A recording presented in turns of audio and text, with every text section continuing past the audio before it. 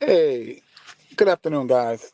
Jeff Hansen here, and we're excited because today I'm actually live. Just arranging some things in my schedule. It's been a while since I've been live.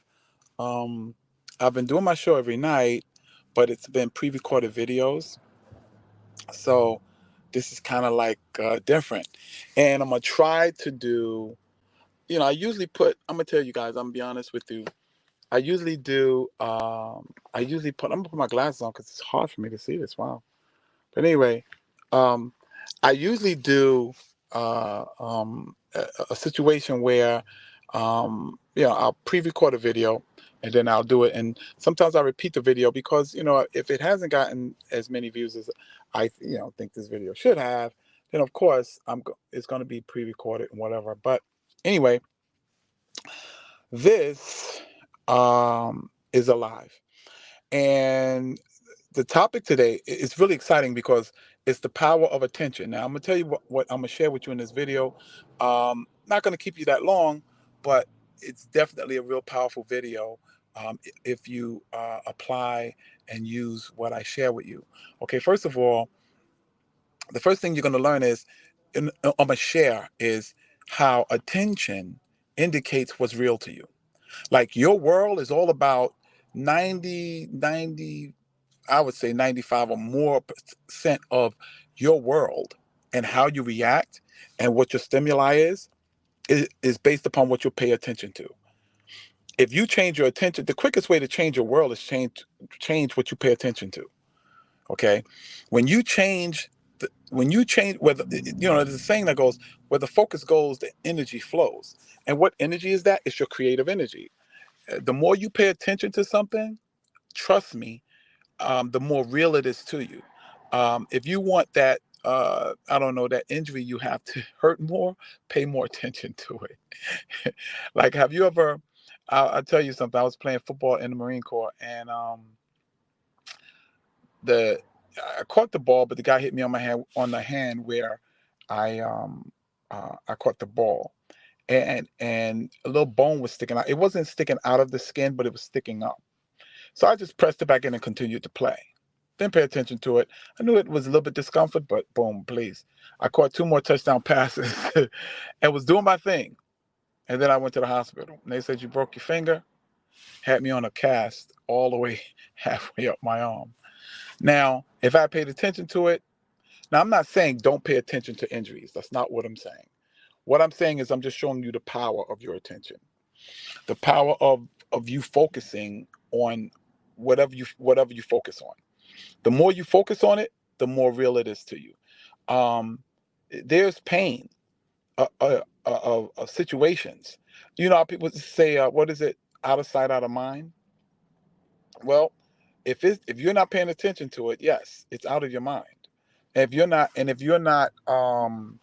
it's out of your mind, I'm gonna tell you right now, it's not gonna have as deep an influence as it would if it was inside of, if you were focused on it. Okay, so one thing you want to know is the key to your reality is what you pay attention to. We can talk about all other kind of techniques and all of this stuff, but the fact is, if you don't control what you pay attention to, then you don't control your world. Your world is basically going to be controlled by your environment, the people around you, and everything else. This is why, I can't ride in certain cars with people because they play certain music that I don't want that in my brain pan. I don't want it dominating or trying to control my attention. This is why I'll put on headphones, or I'm looking somewhere else, or I'll just won't put myself in certain situations. You got to also know that your environment has a lot to do with what you pay attention to. People in the ghetto, what do they pay attention to? The crime, the drugs, and all that kind of craziness, the cursing and the swearing and all this kind of stuff. Now, you think if you go to an affluent uh, neighborhood, where there's houses and trees and all that kind of stuff, do you really think your attention is going to be on rap music, or your attention is going to be on ghetto things? Absolutely not. You go on Wall Street, you really think your attention is going to be on the Board of Education? No. Usually, if you're in the Wall Street area, It's going to be on the suits. It's going to be on money. It's going to be on things like that. At the stock market, stuff like that. So the power of your attention is one one aspect of the power of your attention is, like I said, it dominates your reality, and your reality is going to be what you pay attention to, what you focus on. Where the focus goes, the energy flows. Your creative energy, the chemicals in your body will actually change based upon what you pay attention to. This is why you have to be careful with what thoughts you think and what you allow to stay on your mind, because it'll put you in the mood. I want it. Yeah, it will. It'll put you in the mood, and now you're wondering why your your whole day seems shot. But is your day really shot, or is it just based upon what you're paying attention to? Think about that. Around my house, I have vision boards. People say, "Yo, man, you got those things all the way around my house," because I understand when my focus falls on that, it's taking up some of my attention, and that tells a whole lot. Hey, how you doing? I don't know exactly who you are. If you put your oh man, I don't know if I can do this. Let me see. Yeah. Hey, if you're there, you're gonna give a comment. Why don't you give a comment and I'll know who you are. Okay. But anyway, what you pay attention to is going to indicate what you're influenced by, what your mindset is. Is it positive? Is it negative? Is it a scarcity mindset, or is it a prosperity mindset? So I remember that there was a situation I had where, in my apartment right now, I was renting, and um, two of the girls are not paying rent. Now, if I sat in the house all day and paid attention to it, because I did in the beginning, I was like, yo, how can I get these girls out of here? Blah blah blah. Because they got tenant rights and all this nonsense, right? And as I did that, I noticed I didn't want to go to work. I didn't want to go out and build what I want to build, make my videos anymore. I didn't want to, I didn't want to do any of that. Why? Because my attention was on a negative situation. Now, I'm not saying don't pay attention. I'm not saying ignore it. But I'm saying that if you stay focused on it, it's going to indicate the energies that you have to do what you want to do. I wasn't even working out. I was letting that dominate my attention. So I said, hell no, I'm not doing this. So I changed my attention. The situation was still there. Still, it was still there. But I started focusing on what I had to do. What I had to do, where I had to go, what I want to accomplish. So I took control of my attention. And as I took control of my attention, I took control of the influences in my life, which controlled my hormonal balances, everything. I started wanting to work out again. I wanted to go jogging again. I wanted to do all these things again because I changed my attention. Where the attention goes, the energy flows. The energy for your life, the energy for your substance, the energy for your goal setting and going after the things you want. So that's what you want to do. So you want to know that that's two of the things that the power of your attention is. It creates your reality, and it also gives you energy to do whatever you have to do. It's like the focusing point. It focuses the energy that you have. Okay. Now, number three, I love number three. Number three is amazing. Your attention is what the universe defines as your request. And this part of it gonna get a little bit heavy, but this is so powerful. Your request to the universe, or your prayer to the universe, is what you pay attention to. If you continually pay attention to negativity, the universe gives more opportunity for your negativity. It will give you more reasons for your negativity. It will give more power to your negativity. Most people that suffer from depression, It is an overabundance of focus on themselves. They'll tell you straight up front. If you want to change, let's say someone deals with rejection, deals with depression. Okay, if you ever talk to them, if you take them to, let's say you take them to a hospital with AIDS patients or cancer patients, they start talking to the cancer patients, their depression will lift. It will lift because the thing is that it's an overabundance it's an overabundance of attention focused on yourself. So your goals are now magnified. Your negativity, the things in your situations are magnified. Your struggles are magnified. Your problems are magnified. And it gets to the point that you can't take it and it depresses you. Well, this is why a merry heart doeth good like a medicine. You stay focused on merry things, happy things, motivating things, inspiring things. You stay motivated, inspired, excited, and so on and so forth. Your thoughts, your attention is so important. So I'm gonna tell you straight up front, change what you focus on, man. Change what you pay attention to. That's why vision boards work. Vision boards work because they keep you focused on what you want, not what you don't want. I was talking to my sister I was talking to my sister just the other day, and she was saying to me that, oh man, everything she does, she'll work out for a minute, then she'll stop. She'll work out for a minute, then she'll stop, right? And she's constantly telling me about this. So I said to her, I said, well, Flo, I'm a personal trainer. I help people with that problem all the time. Guess what she goes back to? Yeah, Jeff, but you understand, because I'll start and I'll stop. And I had a friend that was going to work out with me, and then she stopped, and so that I stopped. And now, mind you, I just told her I am a professional, and that I help people with the exact problem that she's presenting to me. And instead of her saying, well, yo, give me a program and tell me what I have to do, she didn't do that. She went right back to talking, focusing on what she doesn't want, not what's right in front of her. See, her attention was to working out. That's probably why I was on the phone with her. We might have think it was about something else, but that's what it was about. And so this is what I'm saying. The more, whatever you focus on, where the focus goes, the energy flows.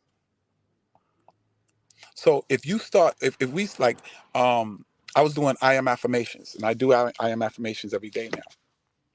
And so I was doing those, and I was going, man, I'm still struggling with these things.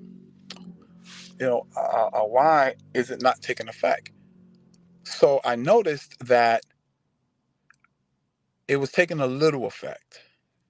It wasn't taking a dominant effect, but it was taking a little effect. So what I did was I said, how can I increase that? Well, we pay attention to what we remember. What you remember is what you pay attention to. Okay.